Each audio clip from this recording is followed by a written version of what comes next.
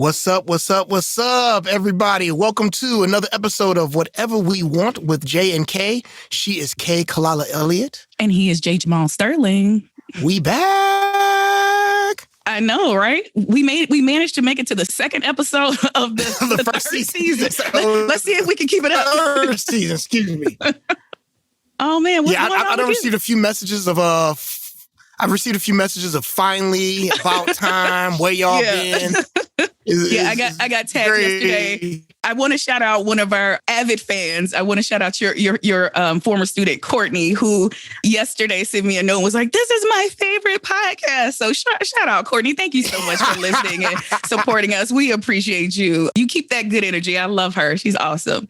Hey, we got a lot to cover today. I don't know about you, but I have some stuff. You ready to get into this? So positive. So first off, let's go. Can we start with he ain't SWAC? Have you heard this? He ain't. Oh, you're talking about the great Deion Sanders and the whole situation there. Yeah. Let me bring our audience up to speed. If you're in the HBCU community, you may already be aware of this. And in fact, even if you are not, you may be aware because this was a story that even ESPN said, wait, what's happening here? So according to ESPN recently, well, let me back up. Deion Sanders, who is the head coach of Jackson State University, a very well-known historically Black college. And Deion's been doing that this is like the third year that he's been there. Is that right? Uh-huh. Okay. Yeah, third year. Well, apparently Jackson State played Alabama State for Alabama State's homecoming.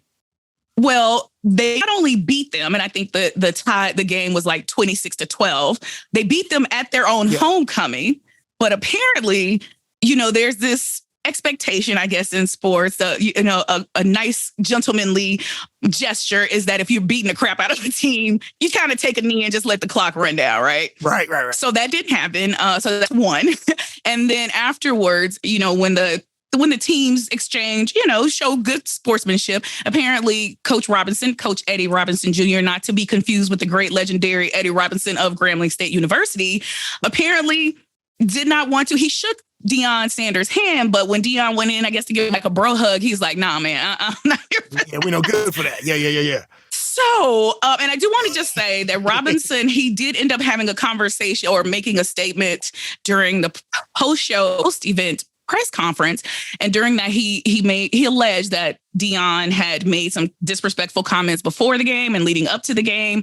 He also pointed out that Deion Sanders had done some warm-ups in the end zone of the opposing team so Alabama State as opposed to his own team. So there's a lot of that, all of that culminating in Eddie Robinson Jr. saying that Deion was not SWAC. So, and if you're not familiar, it's the Southern, I don't remember what the W is for. Southwestern Athletic Conference. Yeah, thank you. So, and primarily, I think if not only, but definitely primarily HBCUs play in that league. So what you got, friend? So it's a few things going on here. First of all, Eddie Robinson Jr. is a very good coach from what I understand and a very good dude. Our boy Eddie Francis is good friends with him. Yeah, that's cool. What's happening here is, and to Deion Sanders' point, the game was a sellout. The reason the game was a sellout was because Deion Sanders had been hyping it up, making it real confrontational, really getting people hyped up. All the things that Deion Sanders did was very much in the Don King format of he walked through their warm-ups for a reason. He's trying to get the game hyped. So right. Eddie Robinson Jr. Let me just say that's also his tradition. He didn't just start doing this. He's always done that. Yeah. It is the Deion Sanders brand. It is how Deion Sanders has become, other than his legendary talent, he's the greatest defensive back of all time. But his brand is, I am going to, hype it up, antagonize. I'm going to talk crap all before the game. Time. That's where he gets that name from. And to his point, I understand where Eddie Robinson Jr. is coming from because they're in the Southwestern Athletic Conference. They're not used to this big spotlight, and they're not used to this type of gamesmanship. Deion is all about, he's trying to blow up the sport, the HBCU Black football. He's trying to blow it up, and it's working. It is really doing It's totally working. I mean, they're getting coverage ESPN that they have never gotten, ever. Yeah. So to Deion's point, Deion's like, at the end of it, Deion's just kind of like, yo, give him the bro hug. And it's the understanding of like, yo, we just promoted the fight. The fight is over now, dude. We're good. I understand Eddie Robinson being in his feelings about it, but you got to look at the bigger overall pictures that Deion ain't thinking about Jackson State. Right. Deion is thinking about black college football. He's trying to make it big. And I will say that part of the criticism, I think, right out the gate when Deion took this job was, a lot of folks were like, this is about him. This is about him wanting to go off and get another head coach job at a PWI, using this as a stepping stone. And whether or not that's true or not, I think to your point, it still serves the greater good in terms of HBCUs. They're getting recognition that they would never got before. And then there is this concern, I think, of, we always go through this gatekeeping, right? Like even last week, we were talking about the young ladies at USC. It's like, there is this feeling when someone who hasn't gone to an HBCU comes in and wants to shake up the culture, there is a little resistance to that. And this is a little bit different, obviously, because those young ladies are taking part of the culture and bringing it somewhere else. But I do think that when people who have not gone to an HBCU are not familiar with the culture, and I think that was the point that Eddie Robinson Jr. was speaking to, not that that's valid or even fair, even a fair criticism, but that is for the folks who are not on Team Deion, that seems to be the prevailing thought, is this feeling that he's essentially using the HBCU as a stepping stone. Yeah. And two things there. Number one, Deion Sanders is 100% using the HBCU as a stepping stone. You like to say both things can be true. Yeah. Deion Sanders is, I love Deion. Deion Sanders, to be fair, Deion Sanders is one of my favorite football players of all time. But Deion's about Deion. Deion's always been about Deion. In this case, though, what's happened this year in black college football is that they've had more number one recruits going to HBCUs from all around the country. It has never been as many as it has been in the last 2 years. What has changed in the last 2 years in college football? Deion Sanders. So my thing is, like, it's a little bit of you scratch my back, I'll scratch yours. Right. It's 100%. It's a rising tide. A rising tide lifts all boats, right? But the thing is, like, everybody's been saying for years, why don't black students, these black great athletes go to black colleges? Because they don't get the same exposure they get at white colleges. So what's Deion Sanders' solution? Make sure they have the spotlight there too. It's working. Yeah, I don't disagree. And I will just, as we wrap this up, I will say it was pointed out that right now Jackson State is first in the SWAC East Division and Alabama State is fifth. So, and that's another thing. Hey, you might want to work on your team, brother. I know. No shame, but yeah. Time to get better. Right. Well, let's switch gears. Well, in other sports news, but not great news, actually. I like that Kay's leading with all the sports today. I've got the sports.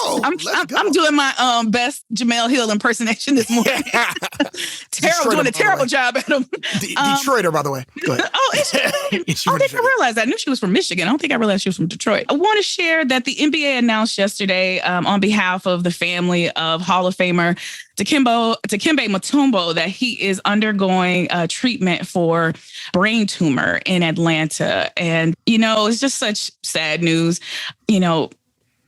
Dikembe was 56 years old, which I was shocked that he's 56 years old. I honestly thought it was like in his 60s, but 56 years old. He came into, the league in the 90s, one of the best defensive players ever to play the game, and also recognized, I think, as just one of the nicest guys. He's just got known for being charming and kind, and, his no, like everybody loved his finger wagging to let you know you're not finna come past me with this ball, right? Right. So we just want to send our love and, prayers and thoughts to his family and to him as he's, dealing with this tragic and trying disease. I mean, I want to say disease, but issue that's happening right now. So shout out to him. That's it's really sad. He's grown the game. Like NBA Africa is basically like really came out of all the work that Dikembe Mutombo did. Yeah. All the money he's given to charities in Africa and in America. Mm-hmm. And just by all reports, incredible. Just a good dude. Like everybody, there's no one who, and of course, a lot of athletes are weighing in yesterday and today. This was announced by the NBA yesterday. We're recording this on October 16th. So, but like you said, everyone is just kind of deeply saddened because he's known as being such a good guy. And also you mentioned NBA Africa, like he and I believe Akeem Olajuwon were like the first African players to come into the league. So he being from the Democratic Republic of Congo and I think Akeem was from Nigeria, right? Yeah. So, so again, we're going to, just sending good thoughts to his family. One of the greats. So I just wanted to make sure we lifted him up this morning. Dope. I got something. Yeah, what you got? So, Darren Aronofsky and Brendan Fraser have come with a new movie, and Brendan Brendan Fraser's kind of making his comeback. I call it the John Travolta, because when John Travolta made that big comeback with Pulp Fiction, everybody... Right, because it's not that he hasn't been doing work. He's been doing some really cool stuff. Like there's a superhero show on HBO that he's in that's really funny. Yeah, he's just really, he's coming back to the fore. And this Darren Aronofsky movie is getting a lot of Oscar buzz. Mm-hmm. Well, an article came out today, and it's one of those articles that I'm always worried about because it feels like a Twitter article. But Darren Aronofsky defends putting Brendan Fraser in a fat suit for The Whale. And I'll read the first little bit. It's from Yahoo Entertainment. Post Darren Aronofsky, well, I can say that really easily, defends putting Brendan Fraser in a fat suit for The Whale appeared first on Consequence. Though Brendan Fraser is earning Oscar buzz for his portrayal of a 600-pound man named Charlie in The Whale, one of the major criticisms of the Darren Aronofsky film is that the actor had to wear a fat suit to portray the character. Thoughts? Well, I have an interesting perspective on this, I think. One is someone who is classified as overweight. I'm very sensitive to weight issues, especially people who are not overweight being cast in roles. Like when Renee Zellweger has, recently she did a film or a TV show for Peacock and she had a fat suit. And so in instances like that, it does bother me. I'll be candid in saying that. However, because there are plenty of robust men and women, actors out there who could do the part. Right. However, I think the challenge in this particular instance is if someone is 600 pounds, they're going to have health challenges and issues. And if you're trying to make a project realistically, I don't know that you can guarantee that person, first of all, that person would be in a position to be able to do what is required of filming. And I'm not making any assumptions. I am just, well, maybe I am making assumptions. I'm assuming if you're, 600 pounds, it would be challenging for you to move around, to be in a studio setting, what have you. And so in that instance, I honestly don't have an issue with it because I think that is an extreme circumstance. So I feel like in that case, it's fine. But I will be honest in saying when I see a 115-pound actress playing a 200-pound actress, I'm like, there are plenty of 200-pound people walking around. So that for me, I feel is a little different. Yeah, what do you think? Well, Brendan Fraser, first of all, Brendan Fraser, not to go too much, he's in the 300 pounds right now. 200. He's pretty. And he's gained weight. Oh, he's a big dude. Mm-hmm. But I think the quote he had is like if you can't find a 600-pound actor, is a 300-pound actor or a 400-pound actor? Like we're taking the acting out of acting, and it's really like your point makes a whole bunch of sense. Of course, if you can find someone to represent, Well, there's this movie a while back from one of those stupid Farley Brothers movies where Gwyneth Paltrow was putting. Don't get me Shallow Hal. I hate it. And my whole thing is just like, there's a billion people who could have played that role. And not only that, in that movie, the whole point is to make fat people the butt of the joke, right? Like, supposedly because she's fat, you can't see her beauty, and it's like, what? What are you doing? Right. And that was crass when it came out, by the way. It wasn't just a bad taste now. So my thing is like, it was very crass when it came out. But the whole thing is like, this movie is actually, first of all, it's a positive movie. Mm-hmm. Second of all, you just can't, everything, acting, at some point we have to act. At some point. It can't be just you doing your reality because that's not acting. I do think that you and I probably will not agree on every situation and circumstance where I feel like there are instances where people should back off. But this is one where I do feel like the choice to have someone wear a fat suit is justified. Just is. I just don't, again, I'm thinking about the casting, not just the casting of the person, but the actuality of actually filming, someone who is that size. That could be a challenge for production. Right. So, yeah. Good job. You're like, you're right, Khalilah. You're on the right side of the... Finally, you figured it out, Khalilah. I got an update for you. I got an update for you and the tens of millions of folks who have borrowed money from the federal government for their student loans.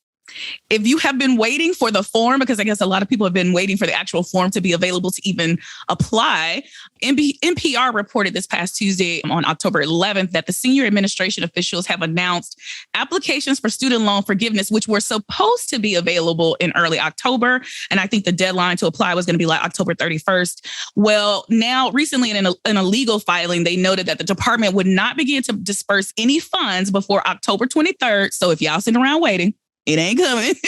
So they won't be dispersed before October 23rd, and applications will actually be available through December 31st of this year. So if you are one of those folks who's looking to apply for student loan forgiveness, keep your eyes out, keep checking the website, because it looks like probably in the next few days it will be made available to folks. So my wife literally, when I was driving, she's like, "Oh, the application came up for you," and then literally, it is so easy. She did it within 5 minutes. Like, oh, done. All right, cool. I was like, "Oh, that is amazing." How? Oh yeah, it's literally put your social security number in, and we'll get it rolling. Oh, y'all need to send me the link. Yeah. Nicole sent it to you later. Nicole sent the link. Okay, thank you. Perfect. But here's a weird thing that's getting on my nerves is that all these politicians who've been pushing back so hard on student loan forgiveness. Those are the same ones who've gotten loan forgiveness for that stuff. PPP loans and everything else. Well, it's the same. It's the same people who like have given back to, you know, when we're talking about the banks were failing, when we're talking about the auto industry is failing. We need all this money now. Send it out. But when people need relief, it's like, oh, wait a minute. Calm down. Why are we helping? But Jamal, corporations are people too. Yay, Mitt Romney. Look, I was about to go a whole nother direction, but you know what? We're not going there this week. We'll leave it alone. Yep, I'm gonna drop that off. What else you got? What's going on? I'll just make an announcement real quick, and we're not going to talk about this, I promise. Okay. I just want to say on behalf of our show, I'm sure my friend feels the same way. We're not talking about Kanye West anymore. Oh, no, I agree. Like, honest to God, what's funny is when I was, I write my notes down to think about what I wanted to talk about, and I save articles as they come up during the week, so it'll make it easier for me to know what I want to talk about. And there, of course, were a million articles, and I literally was like, we've covered that. Nope, so we won't be giving any more updates. We're done. We're not here. Y'all know where we stand. We're done. All right, just moving on. I had this tendency, like, are we gonna? No, we're not. No, you and see, this is why we're best friends, Jamal. Because I had the same. I was like, I mean, it's happening. I was like, nah, we're not going there. No, fuck that. Because this would turn into the Kanye West update show. So I got the next. I got a next. What you got? We're like kids. We're so excited to be back in the studio. We're like, what you got? What you got? This is a rough one for me. This is a bit of a rough one. So South Florida Sun Sentinel. The headline is, they did not receive justice today. Family stunned, angered, disgusted by jury decision to spare the life of the Parkland gunman. So the Parkland shooter was spared. His life was spared this week. He did not receive the death penalty, even though I'll read the beginning of the article. It has been 17,002 days since they last looked into the eyes of their child, their spouse. But the families of 17 students and staff killed at the Marjorie Stone Douglas High School in 2018 finally got their moment. They were shocked and furious at the outcome and by the mercy shown to the gunmen who took their loved ones' lives. There are 17 victims, including my beautiful daughter, Jamie, that did not receive justice today. They're ashamed, angered, and disgusted. And I am somebody who, I'll be quite honest, I'm usually against the death penalty, mainly because the death penalty really it does not deter crime. We've learned that statistically. And there are many people on death row who are innocent. And those people are proportionally black and brown people, disproportionately black and brown people. But in this situation, I still don't know how I feel about it. I do know that the gunman has shown no remorse whatsoever for what he's done. I know the gunman has killed 17 people indiscriminately and violently, and that those families have to live with that the rest of their lives. And I also suspect that if this gunman had been a black man, that it'd be a very different outcome. Not even a question.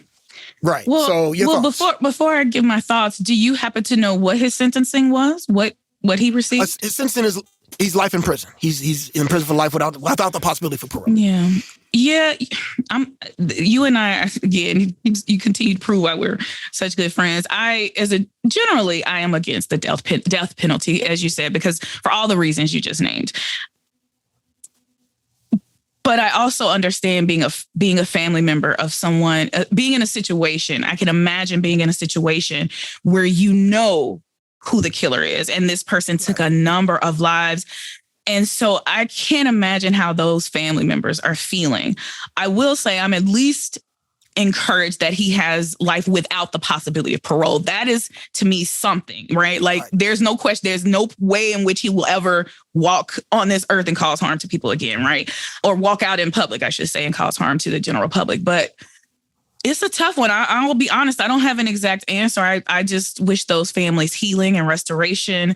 It can't be easy to know that the lives of their family members were not as valued by him as he wants the federal government or the prison system to be with his. But I mean, but it just goes into that whole line of life. I think about Dylan Roof, the one who. Yep, that's literally who I was sitting here thinking about. I mean, and just how we lean. The narrative always becomes mental health. Yeah. When it's white people, there's narrative leniency. always becomes this poor kid. Yep.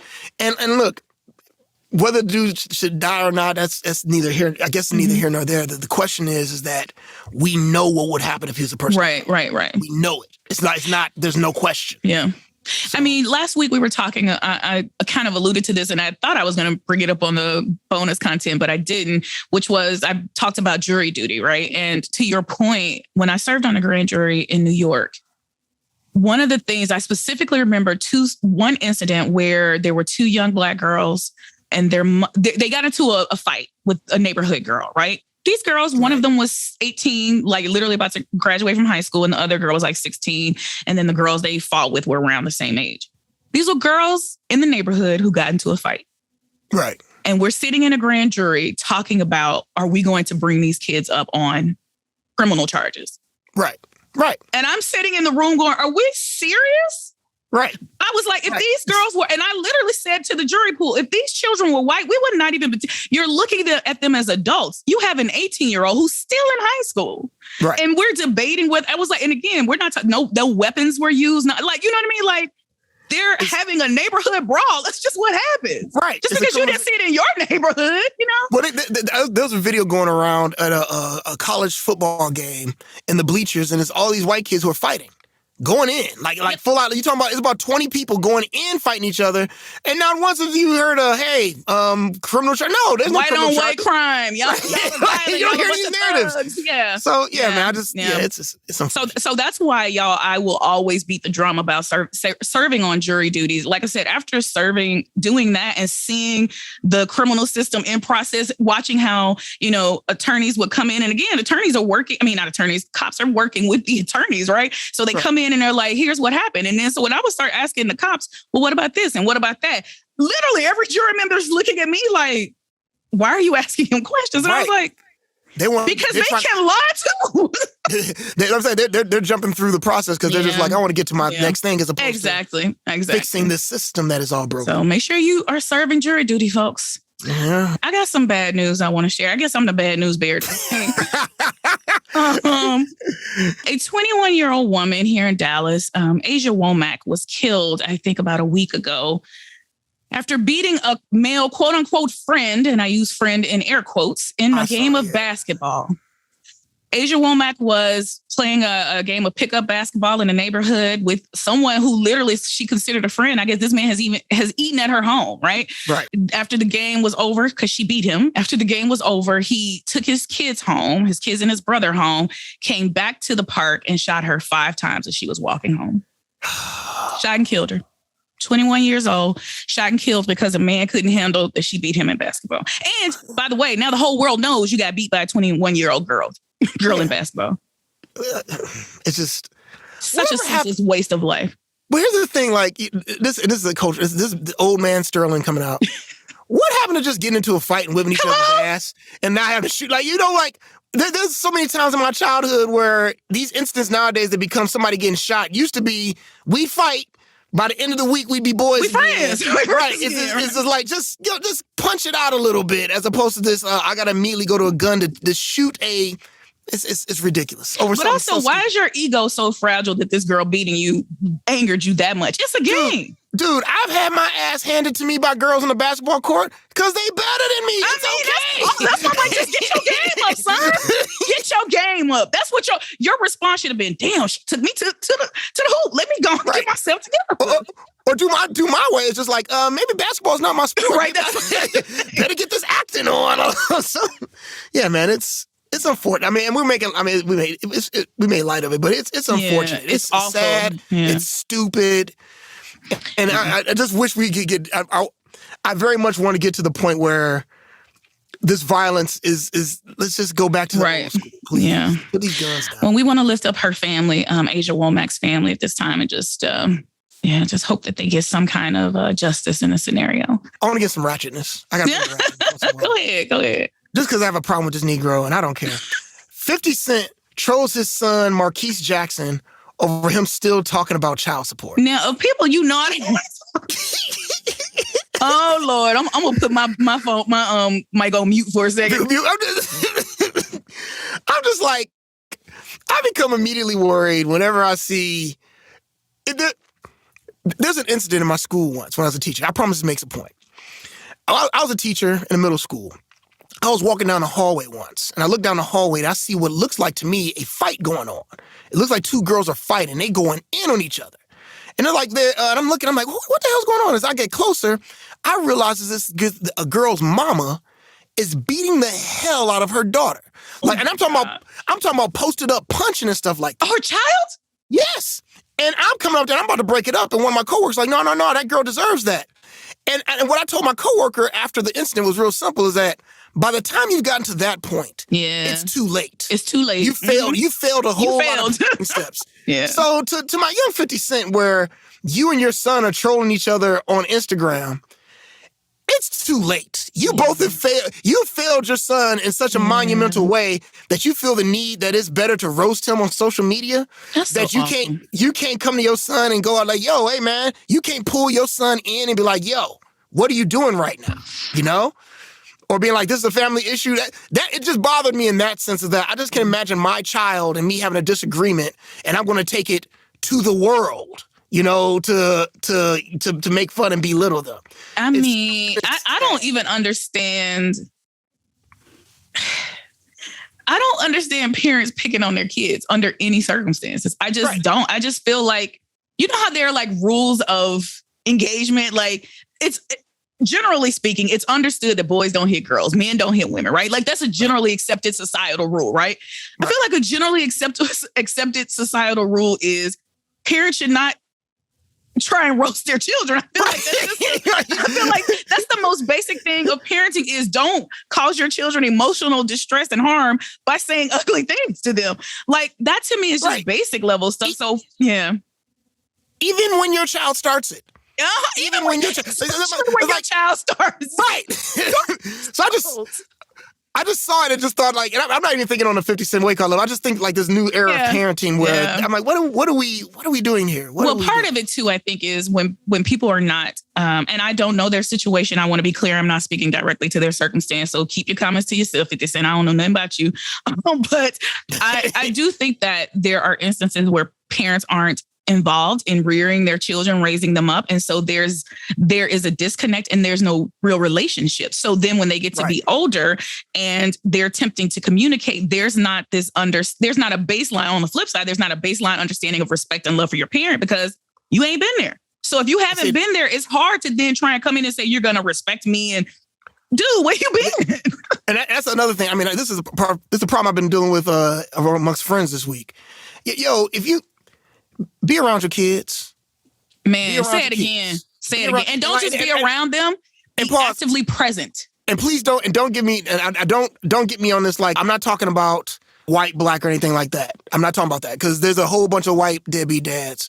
So my whole point is just that, there are a lot of kids out here who, from all races, who are single parenting because their parent has walked off, They're not on the job. 1,000% it. So, and I mean, I'm kind of one of them. Kind of. My dad was in and out. So my whole thing is, be around your kid. There's nothing that'll keep me away from my child. Period, I know that's right. Yeah. So whatever excuse you have, it's a bad one. Be around your kids. Be around your kids. I'm just going, and I just want to button it with saying, be around your kids, but be present. It's not enough to just physically be there. There are plenty of people whose parents lived in the household and they have no relationship. Right. Be present, engage with your child. Even if you don't understand them, even if they like things that are totally opposite of you, engage your child because it'll be much harder as they get older and leave the house. Right. So, my goodness. Start roasting you on Instagram. Exactly. Jamal, you introduced a segment a while ago and I've got something for it. You ready for shit you should know? Shit you should know. Let's go. Okay, this week's shit you should know is focused on the one and only Octavia E. Butler. Yeah, so FX recently announced, and I apologize if I'm screaming into the mic, y'all. It feels like I'm yelling. I was like, well, she really likes Octavia Butler. I'm excited. FX recently announced that the television series based on Octavia Butler's Kindred will premiere on the network on December 13th. So just to give you a little bit of background information, Octavia Estelle Butler was an American science fiction author. She was the first science fiction writer to win the MacArthur Fellowship, also known as the MacArthur Genius Grant. Yep. As a science fiction writer, she brought elements of African and African-American spiritualism, mysticism, and mythology to her work. And she is essentially considered the godmother of Afrofuturism. So when we're talking about, like, when we look at stuff like Lovecraft Country and stuff like that, those type of things didn't exist before, Octavia Butler. So she wasn't just the first Black person. She was the first person to really make science fiction revered in the way that it is now. And so that's just an amazing thing. Not that science fiction didn't exist before then. I just want to point out, as far as her novel Kindred, which came out in 1979, you guys, like, this is how forward-thinking she was. It came out in 1979. It introduced the science fiction community to slavery in the U.S. through a narrative that involved time travel. She went on to write other works like Parable of the Sower that raised questions about environment, technology, theology, and metaphysics, and has continued writing. I think she wrote 5 novels after that. So Octavia Butler is definitely, especially if you're like into science fiction, you like, we were just talking recently about like Ex Machina and these movies where AI is featured. If you like science fiction and futuristic work, you have Octavia Butler for sure to thank for that. So definitely go check out some works by Octavia Butler and tune in to Kindred on FX when it comes out on December 13th. Dopeness. That is dopeness. Yeah. I got some dope stuff too. I think. Yeah, what you got? I can't remember if we talked about it already, but because my girlfriend's in the studio again. I actually was saving that for the bonus content. Look at you. You can't hold yourself. I'm sorry, man. No, go ahead. She's everybody's girlfriend. I don't even like girls. One of my first loves of my life. My stepfather introduced me to Sade back in 1985, and I saw this woman, and I was like, "Oh my damn, woo!" Fine and can sing and the music, and she only comes out every 10 years. And here's the thing, as she gets older, she's still fine, y'all. She's beautiful. Finer. She's otherworldly. I legit think that Sade has, like, you heard of the picture of Dorian Gray where he like sells his soul and there's a picture up in the attic of how old he really is, but he looks young. Yeah. I think that's what's going on with Sade. She's got a picture up in somebody's attic where she's aging, but she's walking around here looking 20. Dude, her last album was, I believe, Soldier of Love, which is like over 10 years ago. Yeah. I think it's 2011 that came out. Yep. So she's in the studio right now recording in France, which is a dope thing to say. And I just can't wait until she releases her new album, because if you don't know Sade, for my young people out there, if you don't know who Sade is, we're judging you. You need to go. Shit, you should know. Part 2. Start with Love Deluxe. That's her most popular album. Start with Love Deluxe, and then you can go backwards or forwards. My favorite album is probably Stronger Than Pride. Yeah. Lovers Rock is my favorite album. Yeah, Lovers Rock's a dope album. So go check her out. I can't wait. And Soldier of Love was so good. Oh, it was so good. Good album. Yeah. It's funny. I put it on. I was like, we got to talk about this, but I don't know if we'll have to talk about it on the main show. I should have known you were going to squeeze it in there. Well, I have a For the Culture. Are you ready to get into it? Let's get into For the Culture. For the culture. For the culture. For the culture. For the culture.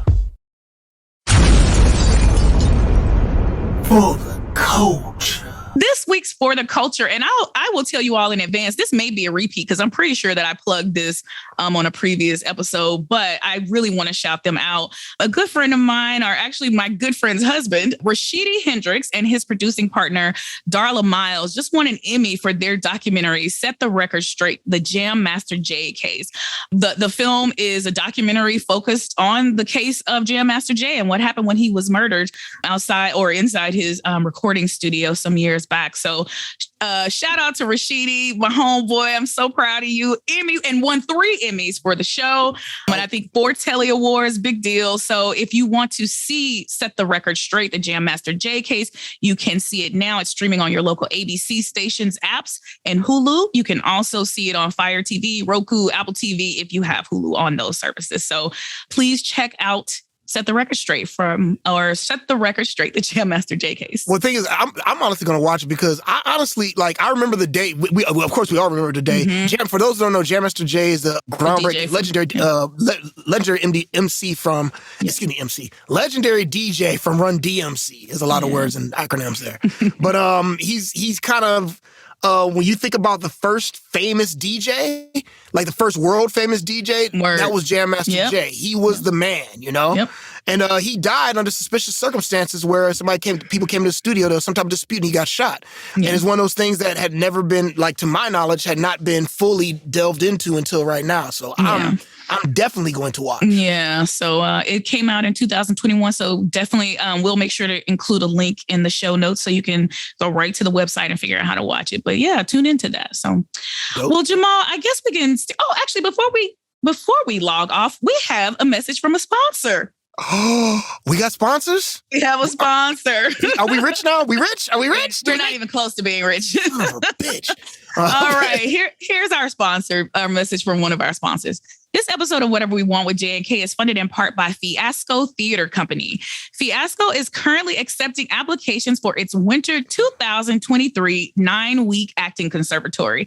If you are an early career actor looking for a supportive and joyful environment to take your artistic talent to the next level, this program is for you. Classes take place in New York City from January to March 2023. The deadline to apply to the conservatory is November 1st. So visit fiascotheater.com for more information. So Fiasco Theater spelled with ER, not RE.com for more information. Dope. So since we plug in things, I've been told I don't plug things well enough, so I'm going to plug something. There's a book called Double Jeopardy by an author named Deetra Bailey that I am the narrator for. So if you go to Amazon or if you go to Audible and you look up Deetra Bailey or Double Jeopardy or Double Jeopardy and Jamal Sterling, you'll come to a book that is a very dramatic tale about a young man who's trying to figure out his ways through Atlanta and through college.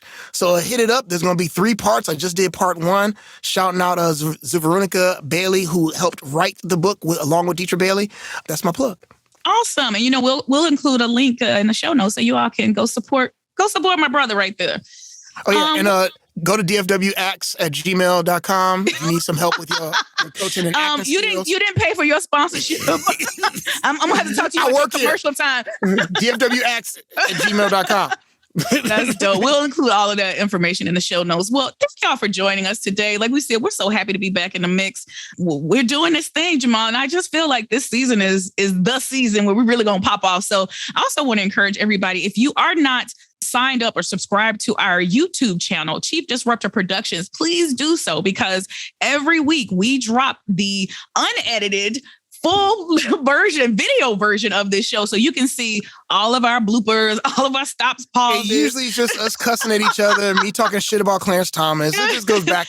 Yeah, so it's the same show, but you get a little extra insight into who we are as people. And then, of course, there's always the bonus content, a lot of stuff that we don't always get to get into in the main show. And last week's bonus content was really great. So we want you all to be in on the fun. And make sure if you're enjoying the podcast, share with friends, send them a link, post it up, leave us a review. Let us know that you're enjoying it, because we're having a great time. We want to make sure you are as well. Go ahead, Jamal. Everybody gets a homework assignment. You have to share it with 2 friends. It's going to be like church. Okay. You know at church when they tell you to bring somebody to new members. Bring a friend. Bring a friend. So you got to get 2 friends. You got to get 2 friends to send them the podcast. Send the people you don't like. Send the people you like. We don't care. Still listen. The other thing I want to say is drop us a line. You can either email us at cdp@gaffercommunications.com, or you can go find us on Instagram, slide up in our DMs at Chief Disruptor Productions.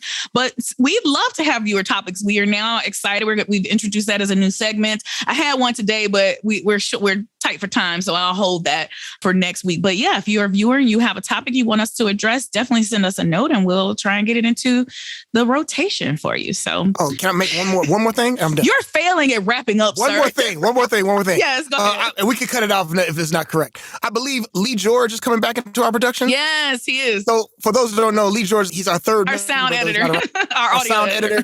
So Lee George is going to come back, start doing editing for us, which is dope. And I get to torment Lee George. So fuck you, Lee George, you suck. It's so that's all I want to do. That's it. That's all I care about. So random to include in the sign off. If you cut it off, I don't care. It's fine. Y'all see what I have to put up with in real life? Lee George, you suck. Well, thank you for coming back. Ladies and gentlemen, thank you for joining the show today. We appreciate you as always. Of course, we're about to hang around for a few more minutes for the extended bonus content. So if you are interested, be sure to stick around. Otherwise, thank you for coming out. Good night. God bless. And Jamal, say goodbye to the people. Goodbye to the people. Peace out, y'all. We'll see y'all next week. Fuck you, Clarence Thomas. First. My head is just... I hate you so much. Could you stop? You cut it out. You can cut it. No, it's fine. So this is what's funny. Oh, sorry, y'all. We're in the post show. Are we in the post show? Okay. Yeah, post show. This is so funny. What's funny is every week when I send our show off to get edited, when they get to you cussing Clarence Thomas out, they always send me a note. Do you want this? Time out. That is 100% the reason I do it. I'm hoping some editors like, do we? You're making my life difficult. Just so you know. Some editors like, well, if they don't know about Clarence Thomas, they're like, what's wrong with Clarence Thomas? Every week they say, Khalilah, do you want this left in? Honestly, I'm to the point I don't care. So, hey, I got some stuff for the bonus content. We had a lot of sports news. I got more, especially since I can scratch shot in. What is up with you in the sport? Go ahead. You all up in the sports news. First of all, condescend to me. I like a little bit of sports, not a lot. When was the last time you watched You're sports? right. Exactly. when was Cap in the league last? Your last the last Bear that you know that's on the league was Brian Urlacher. He's in the Hall of Fame. Brian Urlacher is the last Bear I can name. and I keep watching Derrick Rose going, Derrick, you coming back? You coming back to the Oh, Lord. Oh, so speaking of roses, I want to bring up Jalen Rose. Have you heard the drama about Jalen Rose and his sister? Yes, I have. Me and Nicole just introduced this to me last night. Oh, my God. So for the benefit of those, our viewers, because this will be in the extended content. So for the benefit of our viewers, Jalen Rose, NBA commentator, retired basketball player, retired NBA player. Is he in all of that? No, he's not. He's not. Okay.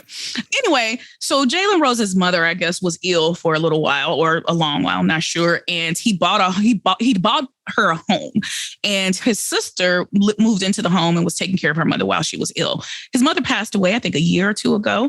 And Jalen has said, Mama's gone. Get out. Right.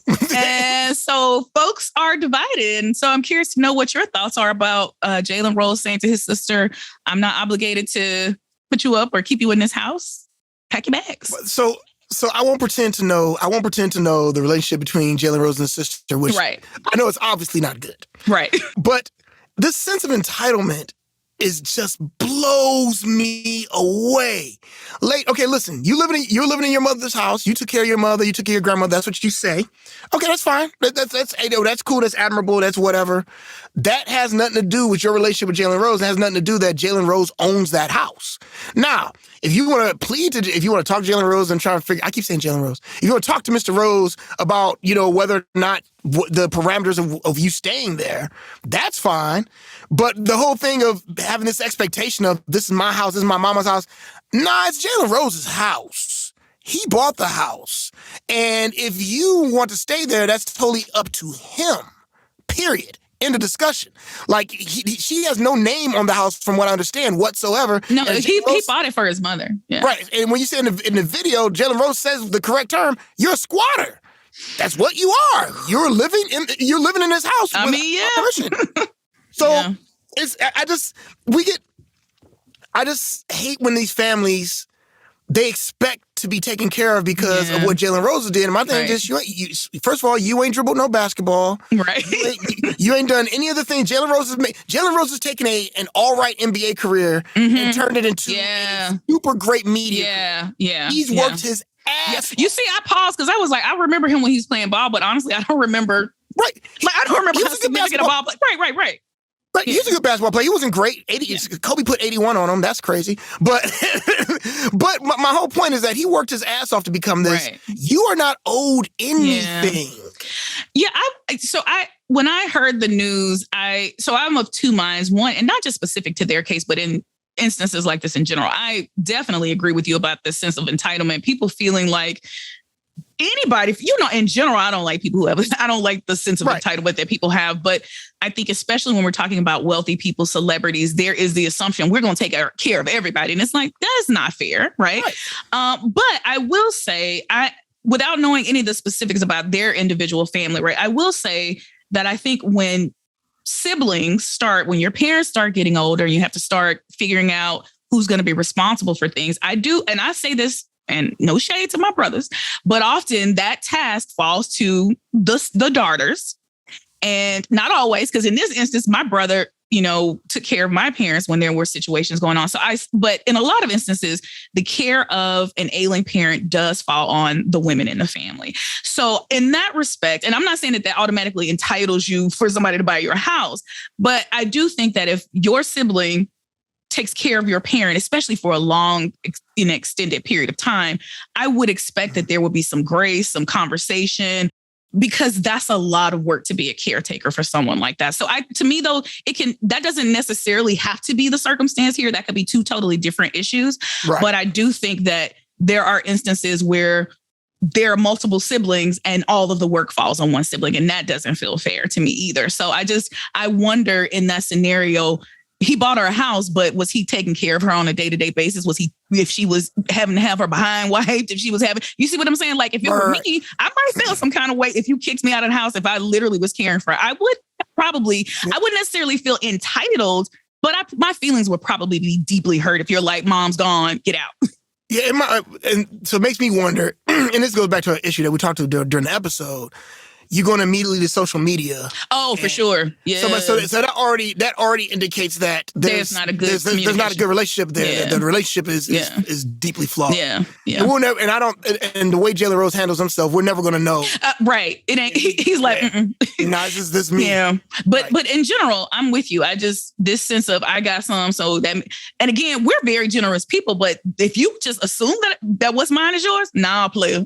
We ain't doing it. What the thing I've always told people, but my brother uses it all the time. He's like, if you're in a hole and I throw I throw a rope down, it's like if you are pulling on, if you are trying to climb up that rope, I'm going to help pull you up. Yep. I'm helping you up. If you over there not even touching the rope, you doing something else, I'm not touching. Or you steady begging for more ropes. Hey, right. Throw another rope down. Throw another rope down. More rope. You got plenty of rope. And meanwhile, you down there sitting down, laying down. I'm not trying to. Nah, man. Nah, you good. Lord. You figure it out. I got something. Goodness. Yeah, what you got? I wanted to bring it up during the show, but I'll bring it up now. Jay-Z and Beyonce, they posed in the elevator they had the fight in. The infamous fight with Jay-Z, Beyonce, Solange. They did a photo shoot in that elevator this past week, which I think... That elevator brought them all #1 records in Grammy. Hey, yo, like I tell everybody, 4 albums came out that record. 4 albums came out that record. Lemonade, 444. Seat at the Table, the Carters, all came out that album. About the Carters, yeah. They all came out that elevator. They should go to the elevator. They should probably set up an altar in that elevator. Like, Lord, we just want to thank you. But the point is, my point in bringing it up is, and I promise I'm not beating the dead horse here. It's a pure example of how well they handled their situation and how poorly other couples have handled their situation. I won't even say their names. My thing is that listen, to this day, we still don't know specifics. And that is, and we just know something. Well, we do know something. We know he cheated. We know he cheated, and we know Solange went off. We don't know anything beyond that. And to me, that is a testament to I'm keeping this insular and I'm solving it within myself. Right. They done made 4 albums about it. We still don't know. He apologized in the album. I was just going to say, he still don't know. They detail for us what happened. What happened specifically in that elevator? Right. And we don't know the woman. We don't know the women. We don't know any of that. Well, we do have suspicions. We have suspicions. Yeah. But it ain't us going on a podcast and saying, but we ain't going on a podcast talking about it was this dude and how do you feel about it? We did make you talk about it. You crying now. Oh my God. It's none of that. So that's my whole thing is like, it is important, and this goes to a smaller level, and I tell this to people. Me and my wife have been married for 22 years, and we always ask, how do we stay married for so long? And the other thing, and this is a thing that this unsolicited advice, I don't give a shit. Keep other people out your business. Yes. And time out. It goes for everybody. Mm-hmm. Your mama, your daddy, your friends, your daddy, your grandma, everybody. All of them. Nobody should know anything. At some point in our relationship, all types of people who I've been very close to have put in their 2 cents in our relationship. Mm-hmm. And I've been like, that's cool. But in my head, I'm like, shut the fuck up. Mm-hmm. This is between us. Right. This is between us. Right. So that's my whole thing. I'm not saying don't look for advice. You can get advice from other people sometimes, but make sure, be careful to know who you're getting that advice from. Right. As my grandmother would say, address the envelope before you mail it. Exactly. Know what you're doing before you mail it. Will you have any other? Because you gave up my Sade. I did have something else I wanted to share really quickly. Oh, go ahead. Recently, Lilius White. Lilius White is literally. I was going to ask you about this right now. So you tell me about this. Lilius White is a legendary Broadway performer and actor. She recently took over the role of Kermit from the wonderful Andre DeShields. And so she's, let me back up, in Hadestown on Broadway. Hadestown is won Best Musical two years ago. Highly revered, one of the most popular shows on Broadway right now. And Lilius White came in recently as a replacement for Andre DeShields. Well, this past week during a performance in the front row, I believe, there was a patron with a hearing impairment. I'm struggling with a hearing impairment. And she had a closed caption device that she was using to listen to the show. Unfortunately, no one from stage management or house management informed the cast that was the case. And so Lilius White saw this patron with what she thought was an electronic recording device and literally addressed her in the middle of the show. Now, of course, because this woman is hearing impaired, of course she was understandably upset and offended, as were many people on her behalf. She did say when she initially, because she tweeted out her experience, she did say that she didn't necessarily think that Lilius White should, be bullied or picked on or whatever. But of course, that's not what's happening. Understandably, folks are pointing to this as an example of ableism. And to be fair, there is people who have disabilities are woefully underserved when it comes to live performance events. That's just a fact. And in general, right? Just in general in society.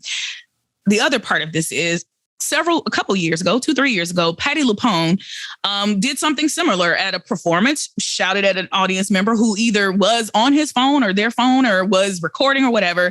And Broadway ate it up, loved it, applauded her. Lilius, of course, had no way of knowing that this woman was actually hearing impaired because she had not been informed. So she did what a lot of people, what not unlike what Patti LuPone did, not unlike what Brian Dennehy has done, literally stopped the show and addressed it.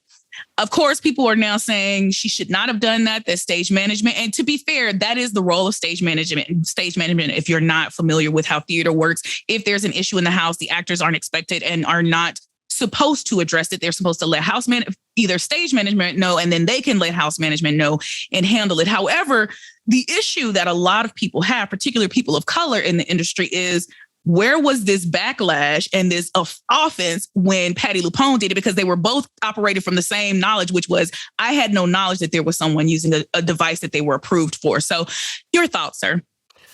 As a performer on stage and who's dealt with for over 20 years watching people deal with technology, and it's gotten worse and worse and worse and worse and worse and worse and worse and worse. My general policy when dealing with audiences is let stage management know, let stage management handle. Right. Now, there are those rare occasions, it's happened to me about 4 or 5 times, where audience is getting so carried away, or somebody in the audience gets so carried away, where you have to stop a show and address it. So, I've been on stage, during Penny Candy, Liz Michael, who's actually on Broadway now in 1776, she literally stopped the show when we're doing a scene. It's like, there's a couple arguing in the audience. And she stopped. She's like, either you guys need to leave or they were drunk. She's like, y'all either need to... Well, it happens a lot. But she's like, either y'all need to leave or we're going to have you removed. And we just sat there as a cast and stared at them. They stopped, and then we picked back up. So in those situations, that's the only situation I'm for an actor really talking to the audience. In general, when I heard about the Patti LuPone stuff, I hated that.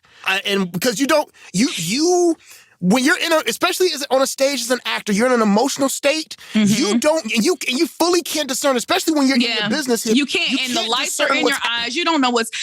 You don't know completely what's agree with you. When Patti LuPone did it, I was like, I understand the urge to do it. I've been, like you say, I've been a performer on stage. It is very frustrating. You can see a lot of what's happening. You can't see everything, but you can see when people are not paying attention and making noise or whatever. But as you said, everybody has a role and function in theater, just like in any other workspace. So you do share it with people who are doing that, who are assigned to do that job. Right. But the frustration is, where was this upset when Patti did it? There was no upset when Patti did it. Everybody applauded her and said, "Go, girl, go." And to me, it's both things are annoying as hell. It's annoying as hell that, like, I'm not familiar with Lillias White. She shouldn't have done that. But at the same time, she's thinking, well, this is the thing to do because Patti did and everybody blew it up. Right. So it's bullshit. It's some bullshit. My thing is, give people grace.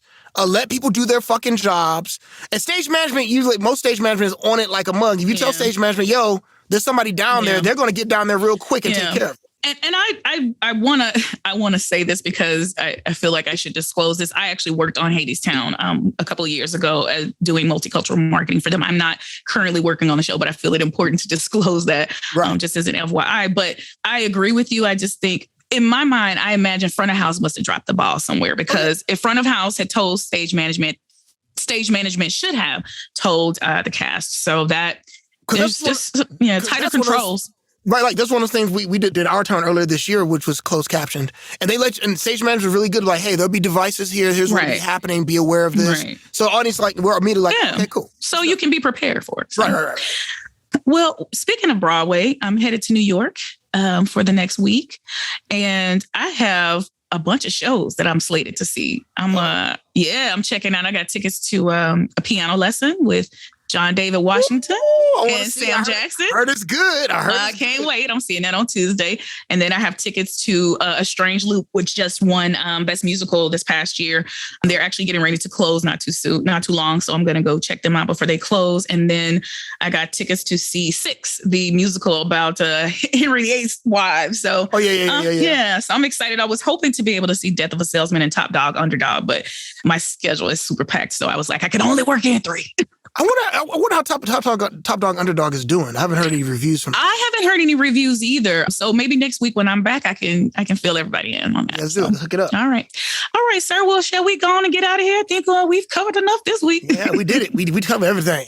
Well, folks, y'all know where to find us. We are on if you're listening to us, we're on your favorite podcast streaming platform. And of course, we'll be back here on the video version of our show every Monday. So make sure you are following us here on YouTube, and make sure you also follow us on Instagram and Facebook at Chief Disruptor Productions. So, Jamal, say goodbye to the people. Goodbye to the peoples. Peace out, y'all. We'll see y'all next week. Whatever We Want with J&K is produced by Chief Disruptor Productions. Stay up to date when we post new content when you subscribe to the show on Apple Podcast, Google Podcast, Spotify, Pandora, and most podcast streaming platforms. And don't forget to follow us on IG at Whatever We Want with J&K, and also on Facebook and Instagram at Chief Disruptor Productions. See y'all next week. Peace.